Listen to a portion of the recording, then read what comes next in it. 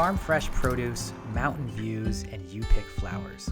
There's so much to love about the Hood River Fruit Loop, one of the most quintessential Oregon experiences. The loop itself follows 35 miles of scenic road in the Hood River Valley, which is home to 15,000 acres of irrigated farmland. And from early summer to late fall, travelers are invited to explore the 27 designated orchards, fruit stands, wineries, cideries, bakeries, and so much more. So on an early fall day, we made the hour-long drive from Portland to Hood River to explore some of the best spots the Fruit Loop has to offer.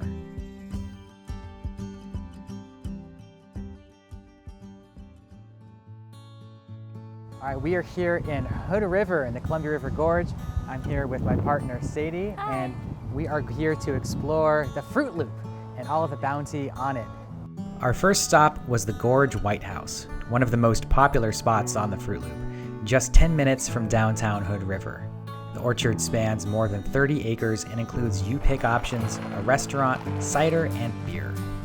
So we're here with Mary Beth Kennedy at the Gorge White House. This is one of the stops in the Fruit Loop, I think one of the most recognizable stops as well. So tell us about sort of the history of this place. How long has it been around? Well, the White House itself was built in 1908. We purchased this from a former orchardist here, Camille Hukari, in 2012. We farmed in this valley, 4th generation. My granddaughters would be 5th generation farmers.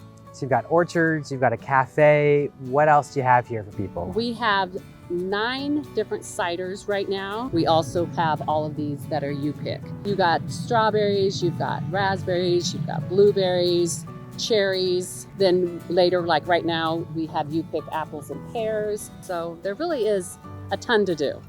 A cold spring pushed back the regular harvest timeline, so we couldn't pass up some strawberry picking in September. And of course, we had to stop for a taste test.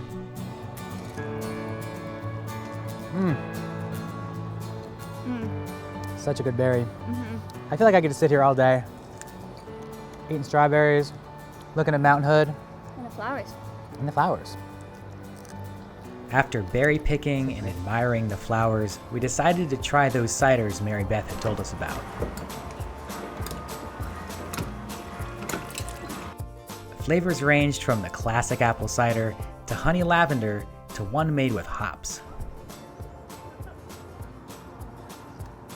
That's fun. You like them refreshing? It is dry, crisp, and also refreshing.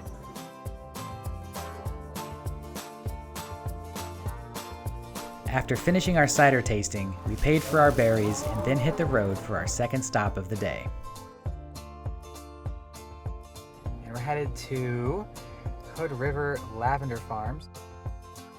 Peak season for lavender usually runs from late June through August, so we weren't exactly sure what we'd find in a visit during late September. Upon walking into the store, we were greeted with just about every lavender product you could imagine, from soaps and lotions to candles and chocolates. And we were pleasantly surprised to find out we could still pick our own lavender in the field. What we do is our system is what can fit into a zip tie. Okay. So this is actually surprisingly a lot of lavender. Yeah, oh yeah. It doesn't look like it when it's like this, but I like to think of it as like a handful and a little bit more. So like a big mugful is what, when you put your hands around it. With scissors and a zip tie in hand, we began our search for blooming remains in the purple field. The smell was incredible, and we couldn't wait to bring our bunches home to hang and dry. We just got a great bouquet of lavender here, as Sadie is showing off. We've got some strawberries, got some lavender, but it's about noon, and I don't know about you, but I'm a little peckish. I think we could use a little bite to eat before moving on the Fruit Loop. Our third stop of the day was the Packer Orchards Bakery. The Packer Orchard itself is another stop on the Fruit Loop with the usual variety of you-pick options, but we were craving a more substantial snack. And this place did not disappoint when we walked in.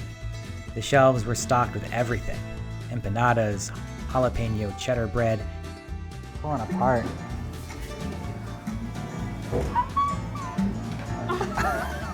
And almost every type of cookie you could imagine. We ultimately decided on garlic, parmesan, and rosemary bread before hitting the road for our next stop. So So we are about halfway through our Fruit Loop journey.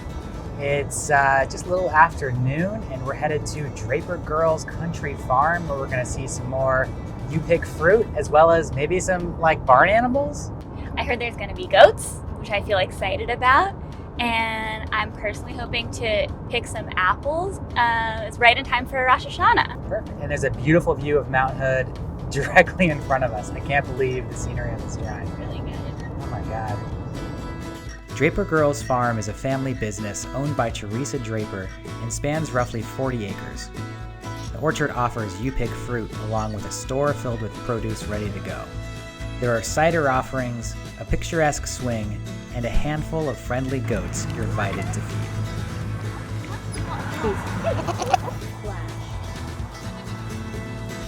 So Teresa, we're here the first day of fall. I understand we're kind of in the beginning of apple season, is that right? Yes, we just started this past Sunday. We're running about 2 weeks late this year because of that cold, wet snap in April/May.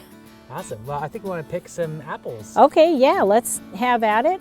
I've been letting everybody know the best ones, these are Honeycrisp, are more red and with red striping and a little yellow on them, are perfect. Teresa walked with us and gave us some pointers on finding the best apples. She also gave us some great tips on properly plucking the apples from the trees. Yeah, if you twist, but you put your finger behind it and kind of go back. Wow, that was so easy. We filled up our bucket and headed inside for another round of cider tasting.